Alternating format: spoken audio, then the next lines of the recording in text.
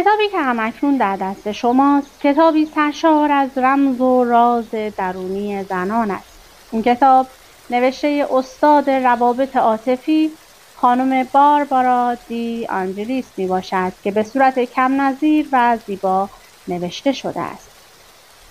در این کتاب خواهید دانست طریقه عشق ورزیدن به همسر، عوامل تحریک کننده روابط جنسی در خانم‌ها، رازهای پیرامون خواسته‌های جنسی در خانم‌ها. خانم‌ها نیاز دارند احساس امنیت نمایند. خانم‌ها نیاز دارند احساس ارتباط و نزدیکی کنند. خانم‌ها نیاز دارند احساس ارزشمندی کنند. برای اینکه زندگی زیبا و دوست داشتنی داشته باشید، حتما این کتاب را مطالعه کنید و به دوستان خود پیشنهاد دهید. اما در ابتدای این کتاب با